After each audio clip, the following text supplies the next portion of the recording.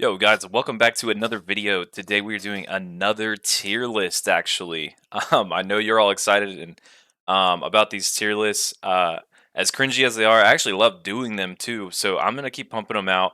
Um, this one was inspired by a buddy of mine who I know, and he threw out this idea today and started making his own tier list in our Discord about it. And I was inspired by it, and I wanted to, make my own, kind of tweak his a little bit, and then post this video about it. And this tier list is designed for when I'm building a 25-man roster. What are the classes that are the most desirable for me? What are the ones that are the most useful and desirable when I'm looking at that roster, planning ahead for whatever raid that I'm going into? What are the classes that I really, really want to see hitting my sign up button or whispering me to join? Or when you're building your guild, like what are the most important roles that you really want to hit with some good players? So, this is what this whole entire video is about. It does take a little bit into consideration, healing, survivability, damage, of course, like all that is considered, but this is not, absolutely not a DPS tier list, and we're not putting certain classes above others only because they do more damage. It's more of like a usefulness tool for you to see, like, oh, I really like this class. Yes, because they do a lot of damage, but also because they bring X, Y, and Z utility to the raid. This is a usefulness, a desirableness tier list. Uh, this might run a little long. I know my videos just always tend to run long, so I'm going to try to jump right into it and go as quick as I can while also explaining as much detail as I can each class.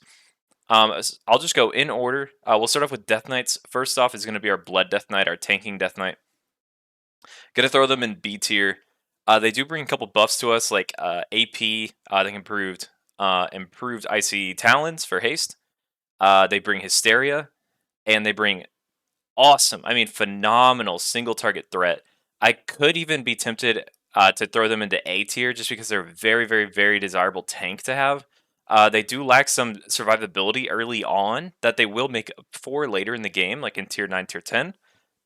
But for now, I think I'll put them into B tier. It is really close for me, though.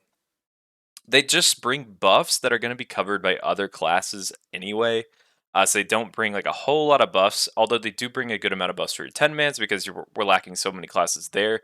But for a 25-man roster, they're not bringing a whole lot except for really Hysteria and just fantastic single target threat. I love my Blood Death Knights. They're very special to me. I want to see them signing up for my raids, but I think B tier is a fair place to put them. Frost Death Knight, I'm going to put them in A tier. They are just a really, really strong DPS class. They're going to be strong throughout the entire game. They really don't need any gear at all to do phenomenal DPS numbers. They bring improved Icy Talons. They are good on single target and AoE fights all throughout. They are just awesome. They're really, really good class. They are very, very tanky with IBF and AMS. With all their mobility. They are just really, really good and useful to have around. I want to have more and more Death Knights because they're just so strong. And with their survivability, they're going to be able to survive any incoming boss mechanics. Knowing that, like, I'd rather have them than another DPS option in melee who's just going to fall over and die to any, noodly mechanic that hits them. Lastly, Unholy DK, for all the same reasons of Frost, they are very, very survivable and all those things, but I'm going to put them in S tier. They do bring that spell power, that spell damage buff that we like to see. Wrath is just a little bit of a caster meta. Not a lot, but a little bit of a caster meta, and I just like Unholy DKs. They're just really, really, really strong. Assuming in Classic Wrath that we get the gargoyle scripting that we're used to in these private servers, and the gargoyle scripting that we received in original Wrath of the Lich King, these Unholy DKs will be very, very, very strong, especially on single target with their gargoyle snapshots. And everyone knows that Unholy is fantastic in cleaved scenarios, and this is especially true once they get their 4-piece T9 set. So look out for your Unholy DKs. They're just very desirable. To me, Unholy and Frost is really interchangeable. You could put them both in A tier. You could put them both in S tier. The difference here is very, very, very small. I'm going to put Unholy above Frost just for, to clarify a difference between the two. But I'm not going to be too annoyed with semantics on, which one is more desirable. They're both very, very close here. Boomkin, we're gonna put him in A tier. God, guys, there are not enough Boomkins in the world. Genuinely, I need more people playing Boomkin. If you're thinking about what to play and you want to play a caster for Classic Wrath and you don't care a whole lot about your damage, I really want to recommend you try out Boomkin possibly. They bring a ton of buffs, a ton of buffs. We really want to see those kind of buffs. A lot of them are going to be covered by other classes, of course, because we know that there's overlapping things with um, Classic Wrath. But I really like Boomkins. They have that battle res. They have that innervate. You're gonna want to use those. They never have mana issues. Their DPS is totally fine. They do great cleave, great trash damage. They're just very desirable in my eyes. They bring so much to the table. Just lacking in damage. Genuinely, that's the only real downside to a Boomkin. Now, similarly, we have our Feral. I'm going to put an S tier here. Feral is just crazy strong. It's, for a lot of the reasons that you want to bring a Boomkin, you have another Druid here as your Feral, bringing a lot of those same buffs. They bring melee crit, which is really good. The only other class that's going to bring your melee crit is your Fury Warrior. And nobody wants to bring a Fury Warrior to their raids and Classic Wrath until you're in Tier 9 and Tier 10. You really don't want them in. You definitely don't want a Fury Warrior in any Tier 7 content. And yeah, I'll take one in Ulduar, sure. But in Tier 9 to Tier 10, I'll take Fury. But Feral is going to be good all, all throughout the content. They're just absolutely phenomenal DPS. Great, great, great single target. And they're going to be really good on trash too. They can keep up that pace. They bring your battle res, your innervates, all that good stuff. They're just a great, great class to have. Their only downfall is that they're genuinely just a DPS dummy, and they're kind of your last resort for your battle res and whatnot. Next we got our Feral Bears. I'm gonna put them in C tier. My problem with Feral Bears is they're just not as good as a DK. DK tank is gonna do everything that a bear tank does, but better, in pretty much every single scenario ever. The only thing that a bear has better than a DK tank is slightly more effective HP pool. And if you want to talk about, late into tier 10 Lich King, sure, maybe you can put these two side by side. But for 90% of the expansion, your DK is going to be your preferred main tank for all scenarios. So I wouldn't take a bear for that reason. Plus, while they are holding aggro and tanking, they can't give anyone an innervate or give anyone a battle res. So a lot of that druid utility just gets wasted on them if they're going to be main tanking for you. So I don't really want very many bears signing up for my raids, and I don't want to build a bear in my main core guild roster personally. Resto Druid, fantastic healer. Actually, really, really good healer. I'm going to throw them in B tier. Again, another Druid, so all the same Druid buffs. They don't really bring a whole lot to the table to me, honestly, for raid buffs in general. They're kind of lacking there. They would be a really great choice to have an off spec for DPS if we want to start talking about dropping healers. Your Resto Druid should be one of the ones who's building that off spec for Boomkin likely, so that they can swap to DPS so that you can kill bosses faster, kill trash faster, just clear faster. So I do really love my Resto Druids. They're going to provide great raid healing, and I do want to have them in my raids. They are one of my favorite healers, probably my fourth healer when I'm building out a healing core for a raid. So I love my Resto Druids, but B tier just seems to be the best place for me to put them right now. BM Hunter, it's going to be our first D tier class. We're throwing them in D tier because sure, they're good. They can do some damage, but Hunter is a pure DPS class. If we're talking about pure DPS, this is the absolute worst DPS of the 300 specs. So don't bother. Do not play BM Hunter. It's not desirable for any reason. Sure, it could be good in like a heroic dungeon, but that's not what we're talking about today. Get out of here with that. If you sign up as a BM Hunter for any of my raids, I'm not bringing you. Period. Marksman Hunter, gonna throw them in B tier. Now they do bring attack power buff, which is good. And they do bring your Mr. X, which is really good. I pretty much always want to have two hunters in my raid at all times. I love, love, love the quality of life of having two hunters. Um, and genuinely, I don't care if it's survival or marksman. So I'm just gonna put them both here in B tier.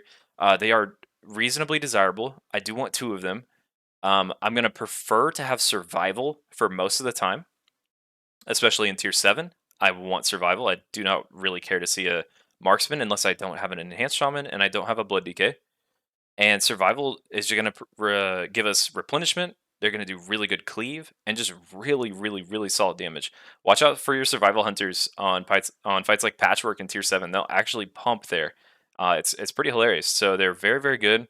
But they will get outscaled by marksmen, and so for that reason, they're kind of interchangeable. Your hunter should be able to flex between these two specs and decide which one is going to be better for whatever scenario, and for based on whatever gear they're in, and based on whatever phase of classic wrath that you're in. So to me, these are the both hunter specs. They're pretty equal in my eyes. Just throw them in B tier. That's kind of the best place for me to put them in this tier list. Now for Arcane Mage is kind of the most fluid of them all. I could put them in A tier, I could put them in S tier, I could put them in C tier, honestly. It just kind of depends on when we're talking about Arcane Mage. I'm going to put them in B tier here today. To me, Arcane Mage is the preferred Mage DPS spec for all of Phase 1 of Classic Wrath. And as soon as we get into Ulduar and they get some tier, they're going to be swapping to Fire, and they'll really only swap back to Arcane for very, very niche fights here and there. They don't really bring anything to the table except for Arcane Intellect and Focus Magic, which they will be sharing with each other. So all it really is just a pure DPS class. They're phenomenal DPS, especially in Tier 7. Like, absolutely great. I just don't really think they bring a whole lot to the table. And so if we're talking about usefulness tier lists and desirable tier lists, I'll throw them in B tier. Plus, a ton of people play mages. Not a ton of people play balanced druid. I need some more balanced druids in my life, guys. I'm serious about this. Next, I'm going to throw Fire Mage in A tier. Again, it's kind of similar to the Arcane Mage, but Fire is just going to be better than Arcane for a good majority of the expansion. They're just going to outpace Arcane in every single way. Takes a little bit of time. All you need to do is just get enough hit and crit gear and get that tier set bonus in Ulduar. Once you get there, your Fire Mage just takes off. So I'm going to throw Fire Mage in A tier. It's pretty much all the same reasons of putting an Arcane in B. It's just more damage. So I'm going to throw them into A tier. They are very desirable. I do want to have maybe 2 or 3 mages in my core roster at all times. Frost Mage, similar to BM Hunter, it's the worst DPS spec of the pure DPS class of Mage. Genuinely, I don't think I've ever seen a Frost Mage in all of my years of playing Wrath private servers. So I don't think I've ever seen a PvE Frost Mage, and I don't care to. So I'm going to throw them in D tier. If I could throw them in F tier, I would. Holy Paladin. Oh man, Holy Paladin is S tier. I need Holy Paladins in my life, boys. Not enough of them. I want 2 Holy Paladins guaranteed in every single raid. Every raid. I need more Holy Paladins. If you want to have a healing ult, a Holy Paladin is a fantastic choice for you. They are so, so, so good. Absolutely so desirable for everything. They bring all pally buffs that you need. They bring raid sacks. They bring hand of sacks. They bring blessing of protection. They bring your salvation. They bring so many tools to the table, and they do so much healing. They are so good. So, so, so good. Absolute S tier healer, absolute S tier in terms of desirability. They bring so much to the raid. Please give me more Holy Paladins, guys. And again, Prot Paladin, S tier. Prot Paladin is, oh my god, so good in Wrath of the Lich King. They're so busted. They're so easy to play. They bring all the same things to the table that a Holy Paladin does with your raid sack, your hand of sack, your salvation, your blessing of protection. Your Prot Paladin is so good. They're so good at threat. They're so good at AoE threat. Not as good as maybe a Death Knight and single target, but they are really good in threat. Really, really, really tanky. The only time that Prot Paladins ever seem to fall off in terms of their usefulness, desirableness, or maybe their tankiness or threat or whatever is literally so far late into the game. I'm talking like farm content, heroic ICC with full bis gear. That's the only time I'm ever talking about maybe bringing Prot Paladins down a bit in their power. But at that point, like the game is literally over. They are the best tank by a mile. Give me more Prot Paladins. They can do everything that all the other tanks, but way better with way less gear. Now, Ret Paladin, I was really torn on Ret Paladin. They're really tough for me. Part of me wanted to throw them even into C tier, but genuinely, I think that Ret Paladin is an A tier usefulness class. Their DPS is lacking for a majority of the expansion, 1000%. When you get into tier 10, they actually take off, go full Super Saiyan mode on us. I do love our Rep Paladins in tier 10, but Rep Paladin is bringing all the same Paladin buffs that a Holy Paladin Prop Paladin have, just like I said before. They can spec into giving us a raid sack. They can give us a hand of sack. They can give us salvation and bops. A lot of that DPS gets hurt though, especially when they're spending globals on providing that utility to the raid. So that does kind of hurt their DPS, of course, which is why they're always going to be a little bit lower in these early tiers. But they're just really useful. You know, that's a lot of utility coming from a melee DPS class. They're spending so many globals to do it, but they're very, very useful. Their damage is actually not all that bad. Maybe you hear me say this about Ret Paladins, you think, oh, they're crap. They're actually really not that bad in DPS. Um, I'm going to put them in A tier. I think they're pretty desirable. I would take one Ret Paladin with me for the entire expansion. I would be a little concerned with maybe bringing two, but you could totally bring two Ret Paladins for the whole entire expansion for sure. But I really want one. I got to have my one Ret Paladin for sure. Token class for my raid. Give me my Ret Paladin. But that's it. That's all I would ever take them for. Disc Priest. To me, this is just it's an easy S tier. They're just too good. They're too desirable. I have to have a Disc Priest in my raid. I won't be building a 25-man roster without one for any reason. They are just too good. What they bring to the table in terms of absorbs and pure healing and just usefulness with their power infusion and their healing hymns when needed. They're insanely mobile. Insanely mobile. They never will ever have mobility issues. And so they're just going to be extremely good for the entire expansion. I will not ever be making a 25-man raid without one. But I will only take one Disc Priest. But I will not go without one. Next, we're Holy Priest. Actually, going to put them in C tier here. Now, Holy Priest, I love Holy Priest, but to me, they're one of your fifth healers for your healing comp.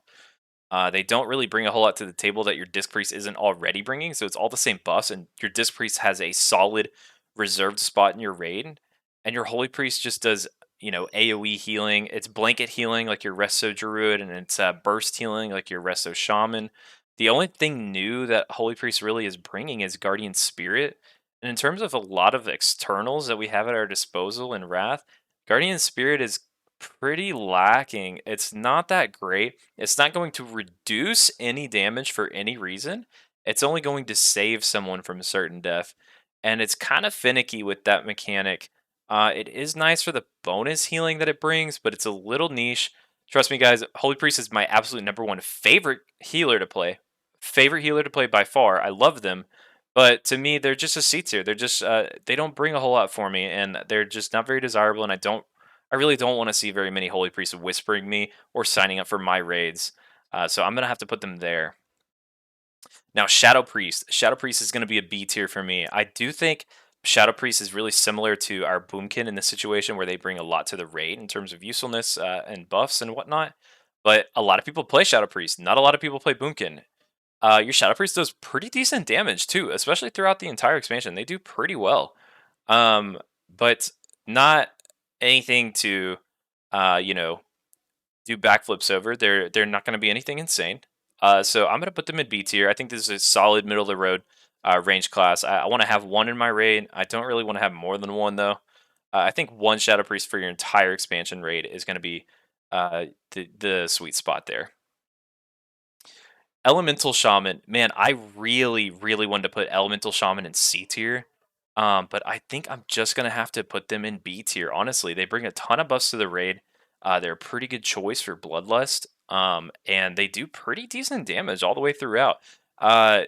Most Elemental Shamans will actually be really low on your DPS meters, but if you meet a good Elemental Shaman, they can pump pretty much all the way. They're going to hit a huge wall where when tier 10 hits, they're going to fall off pretty freaking hard. But they're pretty decent.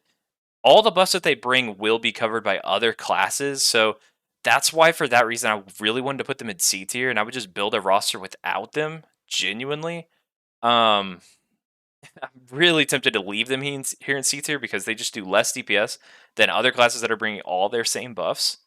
But I'll put them in B tier. I'll put them in B tier. They're pretty good, and they're especially desirable in 10 men, especially. Enhance is going to be an A tier DPS for me. I love my enhance, bringing lots of buffs to the raid. I actually just collaborated with my buddy Anfall on putting out an enhance guide for you guys. So if you want, I could maybe leave that for you in the comments below. Enhance is solid. They bring really good DPS to your raid. They're going to bring a unique buff where they spec into enhancing totems, so they're going to bring more strength and agility than a DK would. If you don't have a Resto Shaman or an Ellie Shaman, they can bring your Spell Haste totem for you. It's nice to have multiple Shamans so that one of them can maybe bring, Spell Haste, and then the other one can do like your Nature Resist totem and things like that. So I really want one enhance in my raid. I really do. I think I want to bring one enhance, kind of like how I want to bring one Ret Paladin. I think they're a really solid DPS, and they're going to be soaking a lot of gear that no one really needs. They're really desirable. They're just so good. Give me an enhance. I think they're great. I'm gonna put them in A tier. Resto Shaman. Oh man. See, in terms of healers, I actually kind of wanted to put them in B tier, but I can't. I cannot put a Resto Shaman in the same tier as a Resto Druid when they're just filling that same sort of role, but just doing it worse to me. They're very bursty healer. I'm gonna put them in C tier. Really bursty healer. Really heavy scaling healer. They're just gonna get better and better as each tier progresses. Manatide Totem is actually really good. Here's one of my favorite things about Manatide Totem is if I'm building a roster, maybe it's a pug group or maybe it's a guild that just isn't quite as sweaty or just maybe isn't quite as good as like the bleeding edge guilds, cutting edge guilds. A Resto Shaman with Manatide Totem covers a fantastic gap in possibly skill or mana management that your healers might suffer with, or maybe just lack of gear. That Manatide Totem is going to help so much for all 5 of your healers who are receiving that Manatide Totem. They're really just going to love you for that, and it just covers a good gap that Holy Priest really doesn't have. To me, usefulness like Resto Shaman is just more useful than a Holy Priest, but the difference is just not enough for me to put them anywhere above. Maybe I put them in B tier because your Resto Shaman is probably your number one most preferred class to swap to DPS if you want to start 4 healing or dropping healers for fights. So for maybe that reason, I put them in B tier. But for now, I'm just going to leave them in C tier and be done talking about Resto Shamans. Next are locks. Affliction Lock, S tier DPS. They are just phenomenal. They're probably one of the premier DPS classes of Wrath of the Lich King.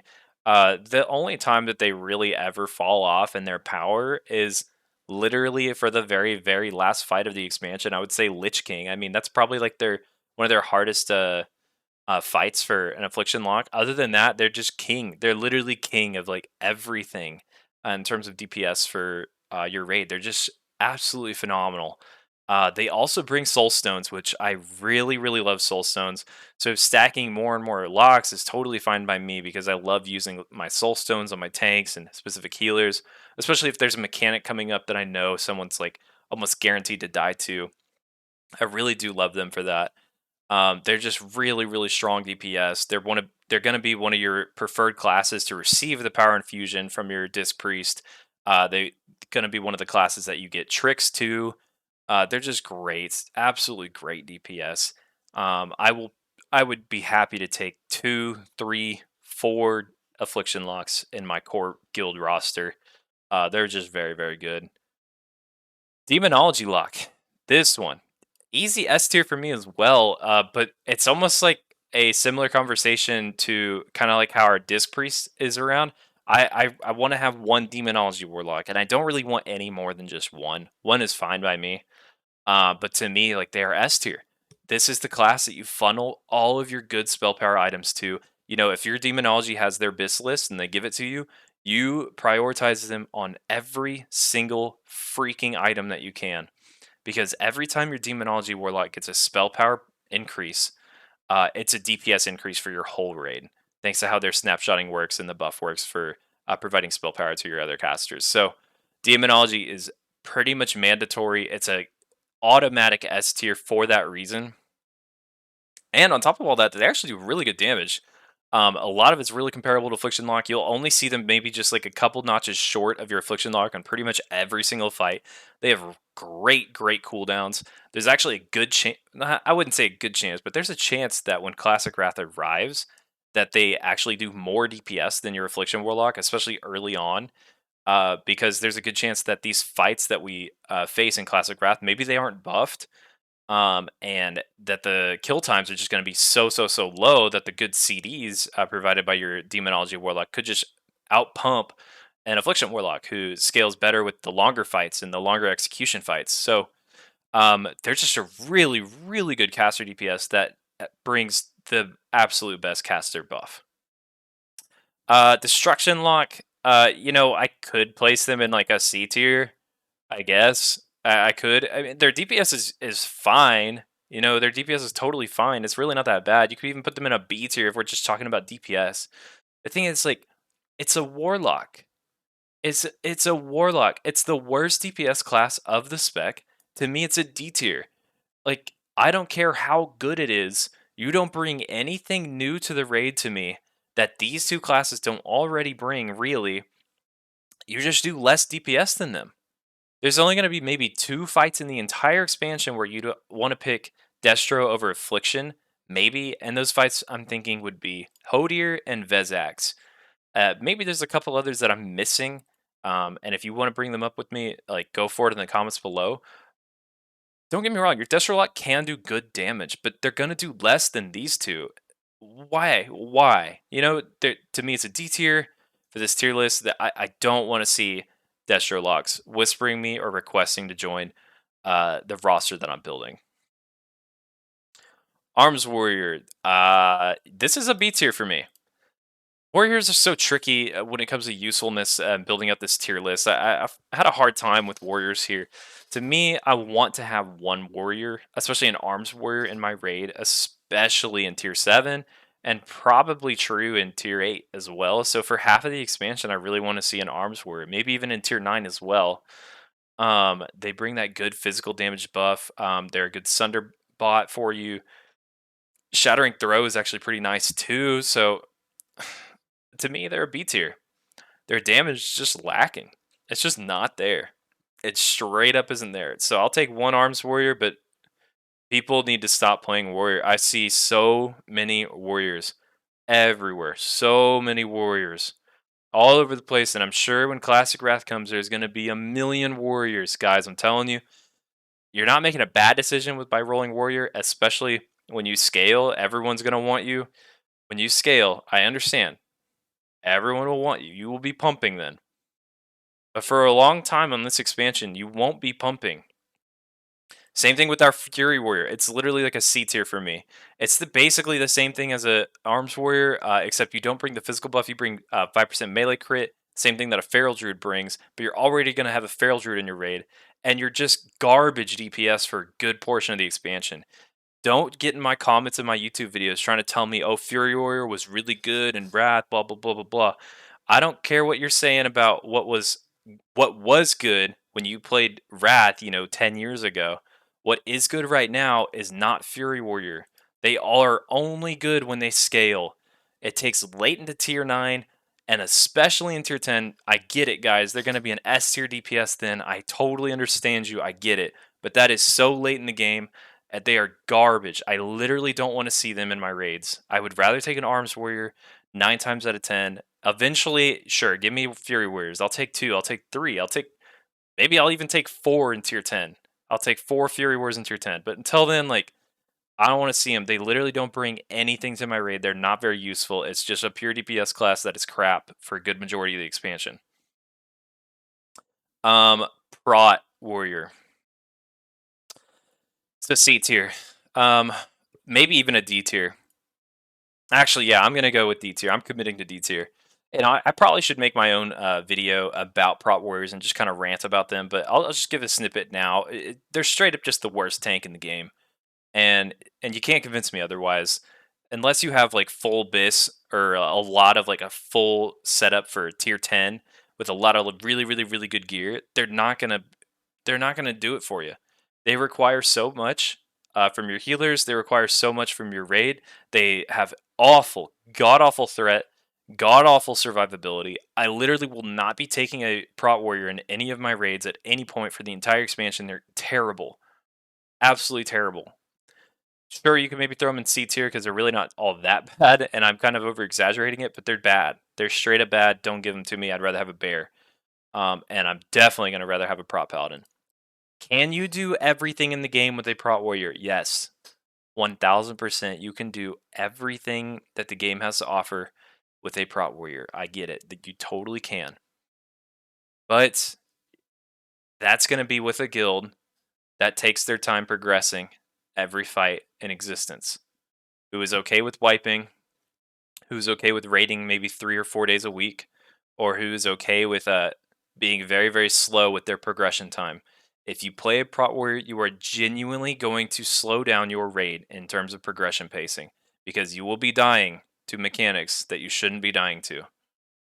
That is just true. All right, let's do rogues and get out of here. Lastly, so our assassination rogue, I'm gonna throw them in B tier. I could throw them in A tier, especially for tier 7. You know what? Assassination rogue does good damage throughout the entire expansion. They straight up do. Um, you know what? I'm changing it. I'm doing it now. Assassination rogue is an A tier DPS. I'll throw them in there for usefulness because one, they do awesome single target threat, or also awesome single target DPS, and their tricks of the trade is pretty useful because their tricks of the trade is going to be used to help snapshot with your affliction locks, or just funnel all your affliction locks or fire mages tricks, and they're just going to keep pumping. Similarly, I'm going to actually jump ahead here with combat and just throw them along the same tier as your assassination rogue. I don't want to put assassination here because at least combat is bringing something to the table for me with their physical damage debuff, something that maybe an arms warrior would bring. But to me, they're kind of the same. Your combat is going to be worse early on, maybe in the first phase of Classic Wrath. As soon as you get into Ulduar, these two classes, they're just hand in hand in terms of their DPS value. Combat will do way, way, way better than Assassination on a cleave fight. But just in general, they're pretty similar. They're kind of the difference between a Frost and an Unholy DK. They both are going to bring tricks of the trade, which is actually a pretty desirable thing, but and when I'm building a roster, I'll take one combat, I'll take one assassination, and that's fine by me. Totally fine by me. And then subtlety is a D tier. It's the same thing that we've been talking about. It's like a frost mage. Like I've never seen a subtlety ever in PvE. It's a PvP spec. So that is it for the list. Thank you guys for tuning in. I'm excited to put this one out there for me. If you have any requests, if you have any disagreements with me, put them down in the comments below. If you want to see more content like this, just let me know. And oh my god, we're already 33 minutes in. Holy shit. Okay, I love you guys. I will talk to you later. Peace.